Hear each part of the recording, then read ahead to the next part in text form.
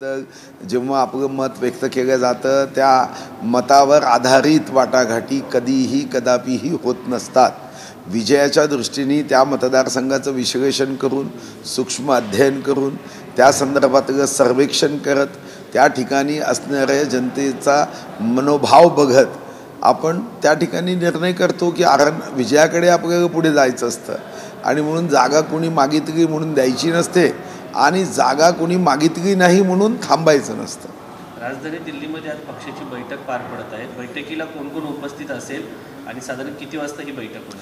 नाही, तो आमचा पक्षाचा अंतर्गत मला वाटतं भाग आहे.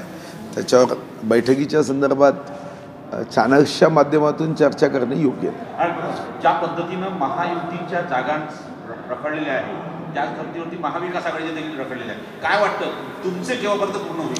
नाही, महायुतीच्या जागा तर रखडल्याच नाही आणि भारतीय जनता पार्टी हा महाराष्ट्रातल्या जागेच्या बाबतीमध्ये लवकरच निर्णय करणार आहे, पण एकूण देशाच्या बाबतीमध्ये 195 जागा या आम्ही घोषित केल्या आणि भारतीय जनता पार्टीने देशामध्ये इतर राजकीय पक्षामध्ये पहिला नंबर भारतीय जनता पार्टीचा 195 जागा घोषित झाल्या आहेत आणि दुसरी लिस्ट साधारणतः 4-5 दिवसात निघेल अशी अपेक्षा आहे. पण आणखी एका विषयाची चर्चा आहे. उद्धव ठाकरे यांच्याकडून रश्मी ठाकरे किंवा उद्धव ठाकरे पुन्हा एकदा भाजपसोबत ताळी देण्यासाठी हात पुढे केलेला आहे असं सांगितलं नाही. मला माहीत नाही आणि जी मला माहिती नाही त्याच्यावर भाष्य करणे योग्य नाही. मला एवढं माहिती आहे की हे होणे शक्य नाही. नितीन गडकरी यांचं पहिल्या यादीत नाव असायला हवं होतं. टॉप 5 मध्ये मंत्री आहेत, याच्यावरती उद्धव ठाकरेंनी टीका केली आहे त्यांचं नाव नसताना. नाही, मला व्यक्तिगत रीतीने वाटतं इतक्या मंत्र्यांपैकी 28च मंत्र्यांच्या तिकीट घोषित झाल्या.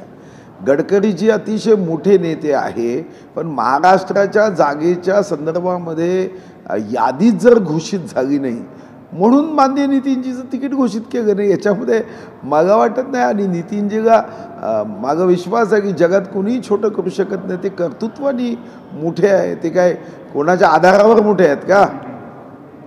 इतर 2 मित्र पक्षांसोबत पण दिल्लीत बैठक होणार आहे का? काही केंद्रीय नेतृत्वासोबत चर्चा होणार आहे की ते तुमच्यासोबत चर्चा करणार?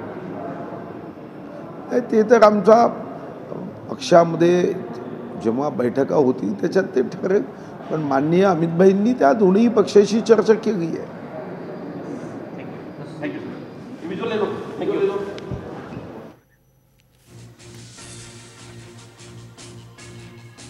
गडकरींना कुणीही छोटं करू शकत नाही असं महत्त्वाचं विधान मंत्री सुधीर मुनगंटीवार यांनी केलेलं आहे.